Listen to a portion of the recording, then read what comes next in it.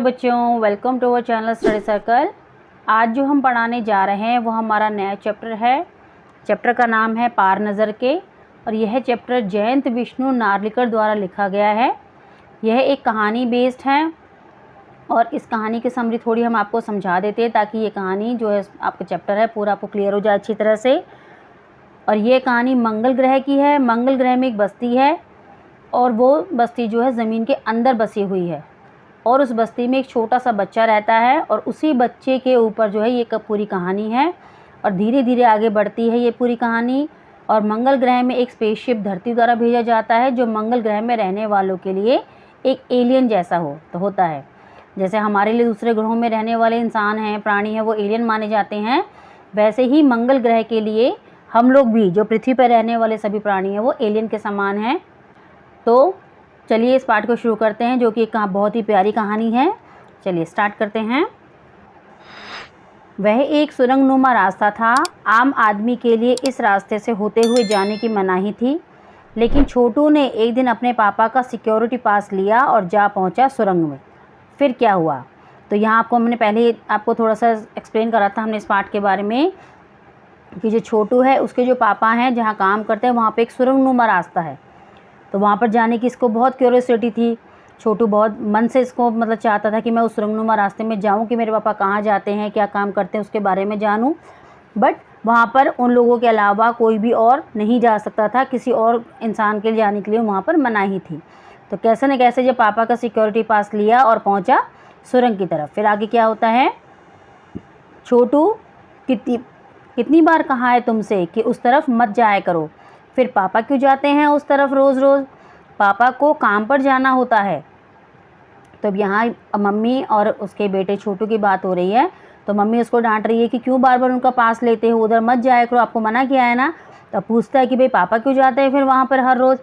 तो पापा को तो काम है, उसकी मम्मी बोलती है वहाँ पर वो काम करते हैं इसीलिए उनको जाना पड़ता है। रोज़ाना यही वार्तालाप हुआ करता था छोटू की माँ और छोटू के बीच।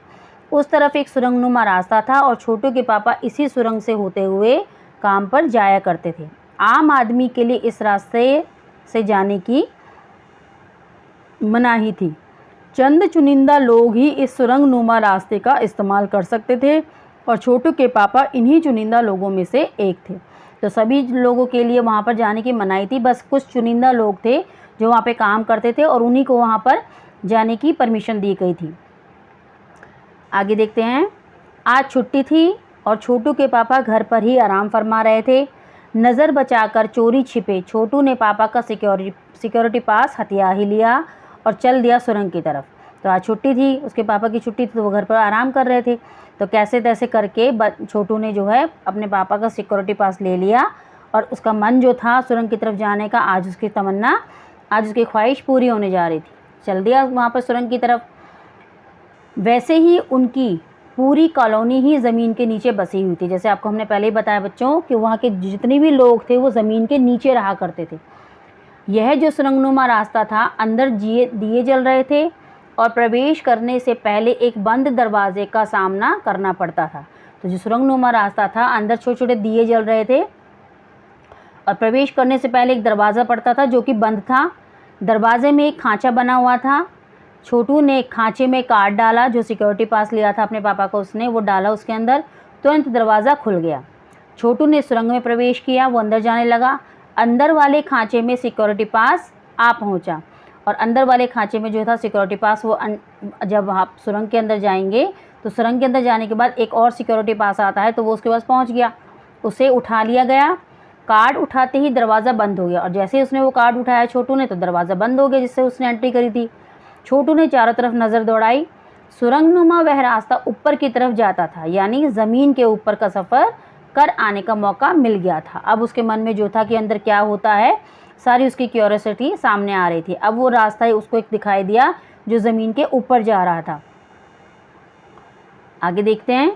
मगर कहाँ, मौका हाथ लगते ही फिसल गया। तो जैसे ही उसको आगे जाने का रास्ता दिखाई दिया वो उस पर चढ़ने लगा, पर चढ़ने का कहाँ उसका फ़ायदा हुआ कि वो चढ़ ही नहीं पा रहा था, वो फिसल फिसल के दोबारा से नीचे आ रहा था। सुरंग में जगह जगह लगाए निरीक्षक यंत्रों की जानकारी छोटू को नहीं थी। और वहाँ पर पूरी सुरंग में जो है सीसीटीवी कैमरा थे लगे हुए थे, पर उसकी जानकारी उसको छोटू को थी ही नहीं। मगर छोटू के प्रवेश करते ही पहले निरीक्षक यंत्र में संदेहास्पद स्थिति दर्शाने वाली हरकत हुई। अब जैसे ही उसने एंट्री करी थी उस गेट से, मेन गेट से, तभी जो है पहला निरीक्षण यंत्र जो है उसमें घंटी बज गई, उसमें सायरन बज गया और उसको ये शक होने लगा, संदेह हो गया कि कोई अनजान व्यक्ति जो है इस सुरंग के अंदर आ चुका है।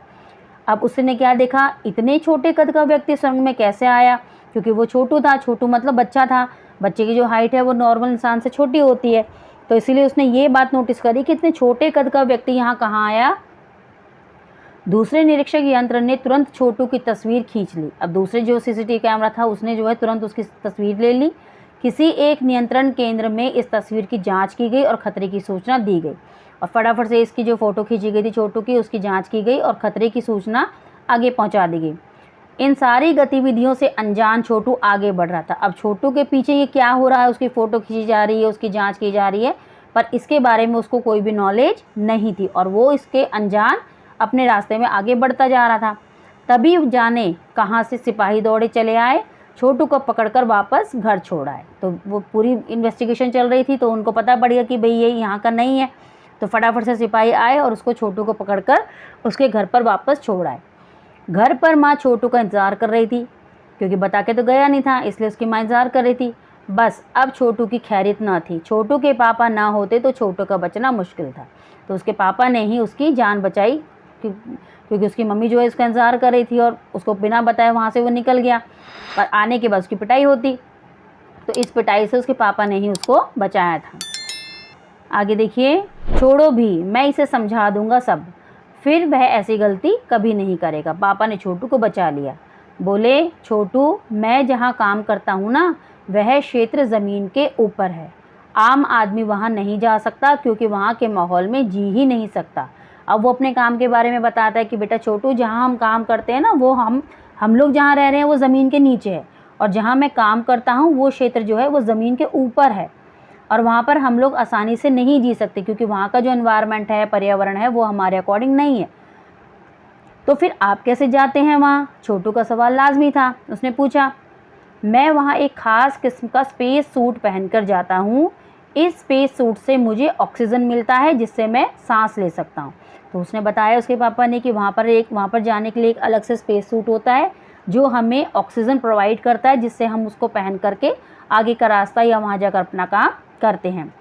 इसी स्पेस सूट की वजह से बाहर की ठंड से मैं अपने आप को बचा सकता हूँ। तो जो हम जहाँ पे रहते हैं वहाँ पर कैसा मौसम है? गर्म, और जब हम ज़मीन के ऊपर जाएंगे तो वहाँ पर कैसा मौसम होता है? ठंडा मौसम होता है। तो यही स्पेस सूट जो है हमें उस ठंड से बचाता है। ख़ास किस्म के जूतों की वजह से ज़मीन के ऊपर मेरा चलना मुमकिन होता है। ज़मीन के ऊपर चलने फिरने के लिए हमें एक विशेष प्रकार का प्रशिक्षण दिया जाता है। अब आगे उसके पापा क्या बताते हैं कि हमें एक अलग तरीके के जूते दिए जाते हैं, जिससे हम उस ज़मीन पर आसानी से चल सकते हैं, क्योंकि आपसे नहीं चला गया था। अब छोटू को याद आया कि भाई मैं जब चढ़ रहा था तो बार बार फिसल के नीचे आ रहा था। तो उसके पापा ने बताया कि हमें एक तरह के अलग से जूते दिए जाते हैं और उसको पहन के जैसे चलना फिरना सिखाया जाता है, उसका प्रशिक्षण हमें दिया जाता है विशेष प्रकार से, कि उसको पहन के हम वहाँ पर कैसे काम करेंगे, वो पूरा हमें प्रशिक्षण दिया जाता है। छोटू सुन रहा था। पापा आगे बताने लगे, एक समय था जब अपने मंगल ग्रह पर सभी लोग ज़मीन के ऊपर ही रहते थे। तो ये पुरानी बात बताने लगे कि एक समय बेटा ऐसा था कि जब हम सभी लोग मंगल ग्रह के ऊपर ज़मीन पर ही रहते थे, बगैर किसी तरह के यंत्रों की मदद से। हम किसी भी तरह का यंत्र नहीं यूज़ करते थे और नॉर्मल अपनी ज़िंदगी जीते थे, बगैर किसी खास किस्म की पोशाक के, ना ही कोई स्पेशल हमें कपड़े पहनने पड़ते थे वहाँ पे जीने के लिए। हमारे पुरखे ज़मीन के ऊपर रहा करते थे, लेकिन धीरे धीरे वातावरण में परिवर्तन आने लगा। तो जो आपके बूढ़े बुजुर्ग थे, हमारे बूढ़े बुजुर्ग थे, जो हमारे पुरखे थे, वो ज़मीन के ऊपर ही रहते थे, पर धीरे धीरे जो उनका पर्यावरण था, वातावरण था, वो धीरे धीरे कैसा चेंज होने लग गया। कई तरह के जीव धरती पर रहा करते थे, एक के बाद एक सब मरने लगे। तो धरती पर और भी प्राणी रहा करते थे, पर क्या हुआ, जैसे जैसे परिवर्तन आने लगा उस वातावरण में, तो धीरे धीरे सभी प्राणी जो है धीरे धीरे सब मरने लगे। इस परिवर्तन की जड़ में था सूरज में हुआ परिवर्तन, और जो ये परिवर्तन हो रहा था उसका मेन रीज़न क्या था कि सूरज में हुआ परिवर्तन। सूरज में परिवर्तन होने के कारण हमारा जो एनवायरनमेंट था वो बिल्कुल चेंज हो गया था। सूरज से हमें रोशनी मिलती है, उष्णता मिलती है, इन्हीं तत्वों से जीवों का पोषण होता है। अब आपको पता है, जैसे अपने बेटे छोटू को बता रहा था उसके पिताजी कि सूरज से हमें रोशनी मिलती है, उष्णता मतलब ताप मिलता है, गर्मी मिलती है, और इसी से तत्वों के जीवन का पोषण भी होता है। सूरज में परिवर्तन होते ही यहाँ का प्राकृतिक संतुलन बिगड़ गया। अब जैसे जैसे सूरज में परिवर्तन हुआ तो हमारा प्राकृतिक संतुलन भी बिगड़ गया। प्रकृति के बदले हुए रूप का सामना करने में यहाँ के पशु पक्षी, पेड़ पौधे, अन्य जीव असक्षम साबित हुए। तो सबके बस की नहीं था कि जो सूरज में परिवर्तन हो रहा था उस परिवर्तन को सभी के सभी सहन कर पाएँ। केवल हमारे पूर्वजों ने इस स्थिति का सामना किया। तो धीरे धीरे जो है सभी पशु पक्षी, पेड़ पौधे, अन्य जीव सारे के सारे खत्म होने लगे। बस हमारे ही जो पूर्वज थे वो इस स्थिति का सामना कर सके। अपने तकनीकी ज्ञान के आधार पर हमने ज़मीन के नीचे अपना घर बना लिया। अब हमारे पूर्वजों को तकनीकी ज्ञान था, सारा उन्हें इलेक्ट्रॉनिक नॉलेज थी, तो इनके चलते हुए, उसके नॉलेज के चलते हुए उन्होंने अपना जो है घर ज़मीन के नीचे बना लिया। ज़मीन के ऊपर लगे विभिन्न यंत्रों के सहारे हम सूर्य शक्ति, सूरज की रोशनी और गर्मी का इस्तेमाल करते आ रहे हैं। तो उन्होंने विभिन्न यंत्र लगाए जो ज़मीन के ऊपर लगा रखे थे, और उन्हीं के हेल्प से हमें सूर्य की शक्ति, सूरज की रोशनी और उसकी गर्मी मिलती है, क्योंकि सूरज के बिना तो हमारा जीवन गुजारा नहीं है। कोई भी जीव हो बच्चों, कोई भी प्राणी हो, बिना सूरज की शक्ति के, बिना सूरज की गर्मी के या बिना सूरज की रोशनी के हमारा जीवन जो है नहीं जी सकते इसके बिना। सूरज जो है हमारे जीवन को सुचारू रूप से चलाने के लिए मस्ट है। तो अब ये क्या बता रहे हैं अपने बेटे छोटू को कि ऐसे यंत्र हमने ज़मीन के ऊपर लगाए जिसकी सहायता से हम लोग जो है सूरज की रोशनी, गर्मी का इस्तेमाल करते आ रहे हैं। उन्हीं यंत्रों के सहारे हम यहाँ ज़मीन के नीचे जी रहे हैं। यंत्र सुचारू रूप से चलते रहें, इसके लिए बड़ी सतर्कता बरतनी पड़ती है। मुझ जैसे कुछ चुनिंदा लोग इन्हीं यंत्रों का ध्यान रखते हैं। तो इन्हीं यंत्रों को सुचारू रूप से चलाते रहें, आराम से ये सारे यंत्र जो है काम करते रहें, इन्हीं की देख रेख जो है हमें करनी पड़ती है। और यही काम मेरा है, ऊपर जा कर के मैं यही काम करता हूँ, इन्हीं यंत्रों की देखभाल करता हूँ। बड़ा हो जाऊँगा तो मैं भी यही काम करूँगा, छोटू ने अपनी मंशा जाहिर की। बिल्कुल, मगर उसके लिए खूब पढ़ना होगा, माँ और पापा की बात सुननी होगी, माँ ने कहा। तो यहाँ पे माँ ने कहा कि बिल्कुल बनना बेटा, बड़े होकर यही काम करना, कोई बात नहीं, आपको जो पसंद हो वो करो। तो पर इसके लिए है कि खूब पढ़ना भी पड़ेगा और माँ बाप की बात सुननी होगी। दूसरे दिन छोटू के पापा काम पर चले गए। देखा तो कंट्रोल रूम का वातावरण बदला बदला सा था। शिफ्ट खत्म कर घर जा रहे स्टाफ के प्रमुख ने टीवी स्क्रीन की तरफ इशारा किया। तो दूसरे दिन उसके छोटू के पापा थे, वो काम पर चले गए। तो देखा वहाँ जाकर कि वातावरण कुछ चेंज सा है। जो शिफ्ट कर रहे थे, जैसे शिफ्ट चेंज होती है, मॉर्निंग शिफ्ट, इवनिंग शिफ्ट, तो एक शिफ्ट के जो सारे मेंबर्स थे वो अपनी शिफ्ट ख़त्म करके घर जा रहे थे। तो उनके स्टाफ का जो प्रमुख था, मेन था, उन्होंने टीवी स्क्रीन पर इशारा किया।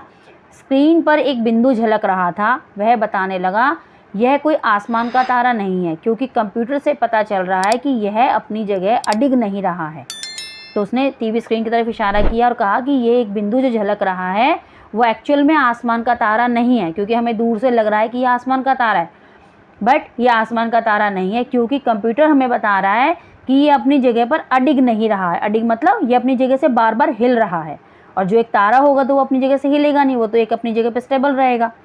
तो ये जो है, जो हमें एक तारे की तरह लग रहा है, बट ये तारा नहीं है, क्योंकि ये अपनी जगह पर फिक्स नहीं है, ये बार बार हिल रहा है। पिछले कुछ घंटों के दौरान इसने हम अपनी जगह बदली है। कंप्यूटर के अनुसार यह हमारी धरती की तरफ बढ़ता चला आ रहा है। तो उसने और बातें बताई कि कंप्यूटर ने हमें बताया कि ये जो बिंदु हमें दिख रहा है ये निरंतर हमारी तरफ बढ़ता चला आ रहा है। अंतरिक्षयान तो नहीं है, छोटू के पापा ने अपना संदेह प्रकट किया। तो जो उसके माइंड में, दिमाग में बात आई, उसने बोला कि अंतरिक्षयान तो नहीं है।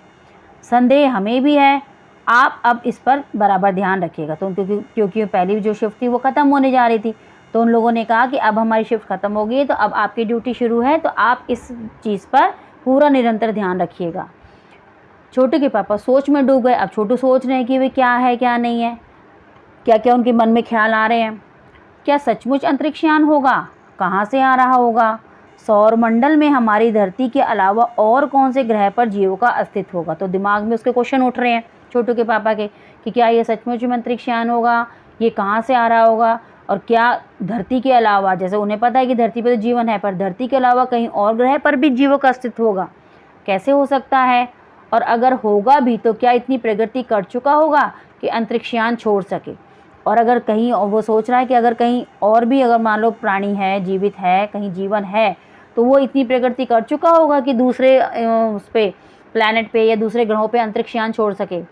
वैसे तो हमारे पूर्वजों ने भी अंतरिक्षयानों, उपग्रहों का प्रयोग किया था, मगर अब हमारे लिए असंभव है। उसके लिए आवश्यक मात्रा में ऊर्जा तो हो, क्योंकि अंतरिक्षयान छोड़ने के लिए बहुत ऊर्जा चाहिए होती है। तो वो मन ही मन सोच रहा है कि हम ये काम कर तो सकते हैं, बट हमारे पास इतनी ऊर्जा तो हो, तो इसी वजह से हमारे लिए असंभव है। काश इस नए मेहमान को नज़दीक से देखा जा सकता। हाँ, अगर वह इसी तरफ आ रहा होगा तब तो यह संभव हो सकेगा। देखें, तो उसके मन में भी क्यूरियोसिटी थी कि दूसरे ग्रह से ये आ रहा है जो अंतरिक्षयान, उसको मैं पास से देखूं। बट वो सोचता है कि अगर ये हमारी तरफ आ रहा होगा तभी ये पॉसिबल है कि मैं उसे नज़दीक से देख सकता हूँ। अब अंतरिक्षयान से एक यांत्रिक हाथ बाहर निकला। इतने में उसने नोटिस किया कि अंतरिक्षयान से एक यांत्रिक हाथ मतलब लोहे का हाथ, जो रोबोट जैसा हाथ होता है, वो बाहर निकला। हर पल उसकी लंबाई बढ़ती ही जा रही थी। छोटू के पापा ने अवलोकन जारी रखा। उनकी नज़र पूरी थी, वो पूरा ध्यान रख रहे थे उस चीज़ का। कॉलोनी की प्रबंध समिति की सभा बुलाई गई। तो सभी जो कॉलोनी थी वहाँ पर सभी लोग जो काम कर रहे थे उसकी समिति की सभा बुलाई गई। अध्यक्ष भाषण देने लगे। जो हेड थे, चीफ थे, वहाँ के अध्यक्ष जो थे वो भाषण दे रहे थे। उन्होंने बोला, हाल ही में मिली जानकारी से पता चलता है कि 2 अंतरिक्षयान हमारे मंगल ग्रह की तरफ बढ़ते चले आ रहे हैं। तो जो उनको नॉलेज मिल रही थी, जो कंप्यूटर उन्हें बता रहा था, उनके बारे में वो सभी समिति के बीच में बोल रहे थे कि 2 अंतरिक्षयान हमें पता चला है कि हमारे मंगल ग्रह की तरफ बढ़ते चले आ रहे हैं। इनमें से एक अंतरिक्षयान हमारे गिर्द चक्कर काट रहा है। तो एक जो अंतरिक्षयान है वो हमारे चारों तरफ चक्कर काट रहा है। कंप्यूटर के अनुसार ये अंतरिक्षयान नज़दीक के ही किसी ग्रह से छोड़े गए हैं। ऐसी हालत में हमें क्या करना चाहिए, इसकी कोई सुनिश्चित योजना बनानी जरूरी है। नंबर 1, आपका क्या ख्याल है? तो यहाँ पर उसके बारे में डिस्कशन चल रहा है सारा। तो नंबर 1 आपका ख्याल है। नंबर 1 मतलब विभाग बनाए गए हैं, जैसे ब्लॉक बांटे जाते हैं, अलग अलग ड्यूटीज़ दी जाती हैं। तो जो इसके भाषण दे रहे थे अध्यक्ष जी, उन्होंने नंबर 1 विभाग से पूछा कि इस बारे में आपकी क्या राय है। आगे देखते हैं। कॉलोनी की सुरक्षा की पूरी जिम्मेदारी नंबर 1 पर थी। तो जो कॉलोनी थी वहाँ पर जो काम कर रहे थे लोग वगैरह, उनकी जो सुरक्षा थी वो किस विभाग पर थी बच्चों? नंबर 1 विभाग पर थी। तो उन्हीं से वो डिस्कशन कर रहे थे, उनसे पूछ रहे थे उनकी राय क्या है। तो कहा उन्होंने कुछ कागज़ समेटते हुए बोलना आरंभ किया। तो जो कागज़ पड़े हुए थे वहाँ पे उन्होंने कुछ कागज़ों को इकट्ठा किया और बोलना आरंभ किया। इन दोनों अंतरिक्षयानों को जलाकर राख कर देने की क्षमता हम रखते हैं।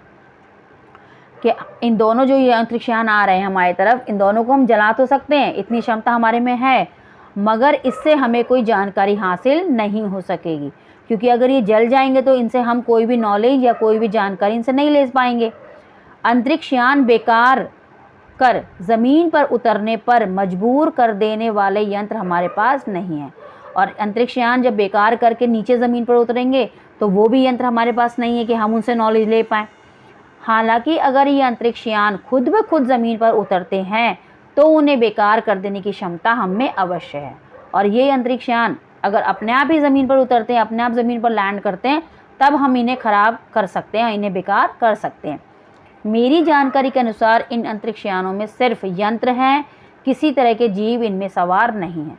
तो जो पहला विभाग था, नंबर 1 विभाग था, उन्होंने अपनी राय दी कि इस अंतरिक्षयान पे हमें लगता है कि केवल यंत्र ही हैं, मतलब मशीनें ही हैं, रोबोट ही हैं, कोई भी जीव या कोई भी प्राणी इसमें सवार नहीं है।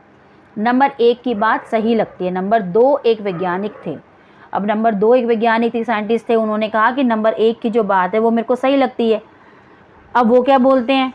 वे बोले, हालांकि यंत्रों को बेकार कर देने में भी खतरा है, इनके बेकार होते ही दूसरे ग्रह के लोग हमारे बारे में जान जाएंगे। इसीलिए मेरी राय में हमें सिर्फ अवलोकन करते रहना चाहिए। तो जो नंबर 2 के विभाग के थे वो एक वैज्ञानिक थे, उन्होंने अपनी सलाह दी कि हाँ, नंबर 1 की बात तो सही लगती है, पर अगर हम इन्हें बेकार कर देंगे तो जो अंतरिक्षयान जहाँ से भेजा है, दूसरे ग्रह के जो लोग हैं, उनको इस चीज़ की नॉलेज हो जाएगी, इस चीज़ का उन्हें पता लग जाएगा कि यहाँ पर कोई ना कोई प्राणी या कोई ना कोई जीव है यहाँ पर, कि उसमें इतनी ताकत है कि उसने हमारे यंत्रों को ख़राब कर दिया है। तो इसीलिए अपनी अस्तित्व को बचाए रखने के लिए, अपने आप को छिपाए रखने के लिए हमें सिर्फ अभी ये करना चाहिए कि इनका सिर्फ अवलोकन करते रहें, इनके बारे में नॉलेज इकट्ठी करते रहें और इनके ऊपर नज़र रखें कि ये क्या काम करने जा रहे हैं या क्या इनकी हरकत है। तो सिर्फ अभी इनको हम कुछ नहीं करें, जैसा चल रहा है वैसा चलते रहे और हम सिर्फ इनके हरकतों पर नज़र रखें। जहाँ तक हो सके हमें अपने अस्तित्व को छिपाए ही रखना चाहिए, क्योंकि हो सकता है जिन लोगों ने अंतरिक्ष यान भेजे हैं वे कल को इनसे भी बड़े सक्षम अंतरिक्ष यान भेजें। तो उन्होंने आगे राय दी कि अभी तक हमें अपने अस्तित्व को बचाए रखना चाहिए, क्योंकि अगर हम अभी इनके यंत्र को जो भेजे गए हैं उनको ख़त्म कर देंगे तो इन्हें पता पड़ जाएगा कि कोई जीव प्राणी ज़रूर यहाँ पर है और कल को हो सके कि इनसे भी स्ट्रॉन्ग अंतरिक्ष यान भेजे, फिर हम क्या करेंगे। तो इसीलिए अभी हमें अपने अस्तित्व को, हमें कुछ भी हरकत नहीं करनी चाहिए, ना इसको कोई डैमेज करना चाहिए, ना बेकार करने चाहिए। जैसा चल रहा है वैसे ही चलते रहने देना चाहिए। हमें यहाँ का प्रबंध कुछ इस तरह रखना चाहिए जिससे इन यंत्रों को यह गलतफहमी हो कि इस ज़मीन पर कोई भी चीज़ इतनी महत्वपूर्ण नहीं है कि जिससे वे लाभ उठा सकें। और इन अंतरिक्ष यान पे जब तक हम कोई भी मतलब हरकत नहीं करेंगे, इनको नहीं रोकेंगे, इनको डैमेज नहीं करेंगे, तो इनको यही भ्रम रहेगा कि यहाँ पर कुछ भी नहीं है और ऐसा स्पेशल कुछ भी नहीं कि जिससे उनको फ़ायदा हो सके। तो अध्यक्ष महोदय से मैं ये दरख्वास्त करता हूँ कि इस तरह का प्रबंध हमारे यहाँ किया जाए। नंबर 3 सामाजिक व्यवस्था का काम देखते थे। तो इन्होंने अपनी राय दे दी कि भी जैसा चल रहा है वैसा चलते रहने दे। अब नंबर 3 जो विभाग था वो सामाजिक व्यवस्था देखते थे, जो वहाँ के लोग थे उनकी व्यवस्था देखते थे कि वहाँ पे सब कुछ ठीक ठाक चले। उनकी बात के जवाब में अध्यक्ष कुछ बोलने ही जा रहे थे कि फ़ोन की घंटी बजी। अभी जब जैसे डिस्कशन चल रहा है नंबर 2 के विभाग ने कहा, अब नंबर 3 के जो विभाग थे उन्होंने जैसे ही बोलने के लिए जा रहे थे, स्टार्ट हो रहे थे, वैसे ही फ़ोन की घंटी बजी। अध्यक्ष ने चोंगा उठाया। चोंगा मतलब पूरा चोला होता है, जैसे पूरा लंबा गाउन की तरह होता है, तो उसको चोंगा बोला जाता है। तो अध्यक्ष ने चोंगा उठाया। 1 मिनट बाद सभा को संबोधित करते हुए उन्होंने कहा, अब 1 ही मिनट का समय लिया, उसके बाद वो बोलना स्टार्ट हो गए कि भाइयों, अंतरिक्ष यान क्रमांक 1 हमारी ज़मीन पर उतर चुका है। कि भाई जो अंतरिक्ष यान आ रहे थे उसमें से एक जो है नंबर 1 क्रमांक वाला अंतरिक्ष यान हमारी धरती पर उतर चुका है। वह दिन छोटू के लिए बड़ा ही महत्वपूर्ण दिन था। पापा उसे कंट्रोल रूम ले गए थे। यहाँ से अंतरिक्ष यान क्रमांक 1 साफ नज़र आ रहा था। अब ये दिन छोटू के लिए बहुत महत्वपूर्ण था, क्योंकि जिस दिन ये हरकत हुई, जिस दिन ये सारी बात डिस्कशन हुई, उसके नेक्स्ट डे जो है छोटू के पापा जो है छोटू को अपने साथ लेके चले गए। वो कंट्रोल रूम में लेके गए, जहाँ से उसकी पूरी हरकतें, पूरे अंतरिक्ष यान की हरकतें सब कुछ देख रहे थे उसको। अब यहाँ से उसने अंतरिक्ष यान क्रमांक 1 साफ नज़र आ रहा था छोटू को। कैसा अजीब लग रहा है यहाँ, इसके अंदर क्या होगा पापा, छोटू ने पूछा।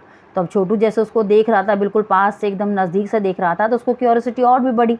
तो उसे अजीब सा भी लग रहा था कि ये क्या अजीब सा है और इसके अंदर क्या होगा, अभी नहीं बताया जा सकता, दूर से ही उसका निरीक्षण जारी है। तो उसने कहा कि अभी बेटा कुछ नहीं बता सकते, क्योंकि अभी इसका परीक्षण निरीक्षण चल रहा है, चेकिंग चल रही है, उस पर बराबर हमारा ध्यान है और उसके हर अंग पर हमारा नियंत्रण है।